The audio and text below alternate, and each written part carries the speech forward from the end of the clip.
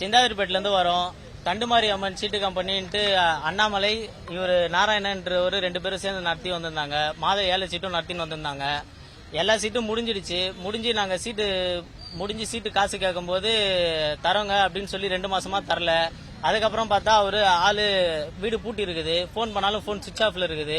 அதுக்கப்புறம் இவரை கேட்டா இல்லங்க எங்கன்னு தெரியல, இதோ பாக்குறோம் அப்படின்னு சொல்லி இதே மாதிரி அலக்கழிச்சுட்டே இருந்தாங்க. இதை வச்சு நாங்க F1 காவல் நிலையத்தில் கம்ப்ளைண்ட் கொடுத்தோம். கம்ப்ளைண்ட் கொடுத்ததுக்கு அவங்க ஒரு CSR காப்பி கொடுத்து தேடி கண்டுபிடிச்சி தரம்பான்னு சொன்னாங்க. அதுக்கப்புறம் அவரை கூப்பிட்டு சிந்தார்பேட்டை ஸ்டேஷன்ல புடிச்சிட்டாங்க. புடிச்சு கேட்டதுக்கு எங்களுக்கு டைம் கொடுங்க, ஒரு 3 மாசம் உங்க காசை எப்படியாவது மீட்டு தந்துடும் அப்படின்னு சொல்லி சிந்தார்பேட்டை ஸ்டேஷன்ல ஆகஸ்ட் மாசம் போன வருஷம் புடிச்சிட்டாங்க. அப்ப வந்து பாத்தீங்கன்னா நாராயணனும் கமலா அப்படின்றவங்களும் அவங்க அக்காவும் சாட்சி கையெழுத்து போட்டு அவங்கள ரிலீஸ் பண்ணிட்டு போனாங்க. ரிலீஸ் பண்ணிட்டு போன 2 நாள்லயே தலைமறைவானவர் தான் இது வரைக்கும் கண்டுபிடிக்க முடியல.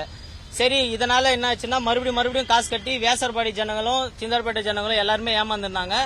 அவங்க மறுபடியும் கமிஷனர் ஆபீஸ்க்கு டைரக்டா வந்து கம்ப்ளைண்ட் கொடுக்க ஆரம்பிச்சாங்க.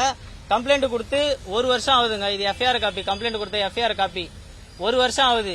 இது வரைக்கும் எந்த வித இதுவும் இல்ல. அவங்க அண்ணாமலையும் பிடிக்கிற மாதிரி தெரியல. நாராயணா கூட பார்ட்னர் இருக்காரு, அவரையும் எதுவும் கூப்பிட்டு விசாரிக்க மாட்டேன்றாங்க. அவங்க ஒய்ஃப் காஞ்சிபுரத்துல இருக்கிறாங்க, இது வரைக்கும் அவங்களையும் பிடிக்கல. காஞ்சிபுரத்துல போயிட்டு அவங்க ஒய்ஃபை கேட்டா அவரை நான் டைவர்ஸ் பண்றேன் அப்படி இப்படின்ட்டு வேற மாதிரி டிராமாலாம் பண்றாங்க. அவங்க அக்கா ஃபுல் சப்போர்ட் பண்றாங்க.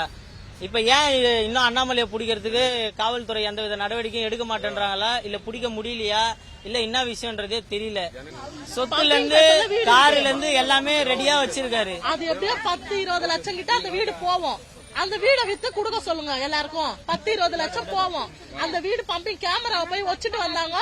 நைட்டு 1 மணிக்கு 2 மணிக்கு வந்து கேமராவை ரெடி பண்ணிட்டு போறாங்க. யார் ரெடி பண்றது கேமராவை? வீட்டுல அவர் வீடு தானே. அதே மாதிரி இவர் தான் தம்பியா. இவரை ஒரு நாளாவது உள்ள தூக்கி வச்சா அண்ணன் வர மாட்டாரா? சித்தப்பா பையன் தான். நீ உங்களை தூக்கி உள்ள வச்சா அண்ணன் வர மாட்டாரா?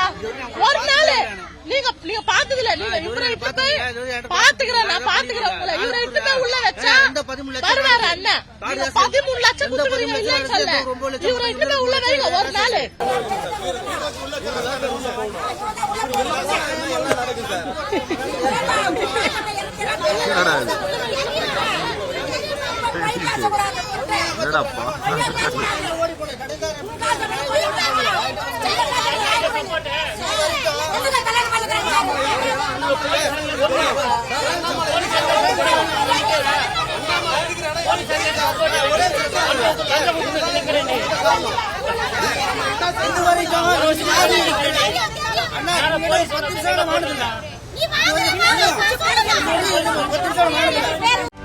செய்திகளை உடனுக்குடனும் துல்லியமாகவும் தெரிந்து கொள்ள சப்ஸ்கிரைப் பண்ணுங்க.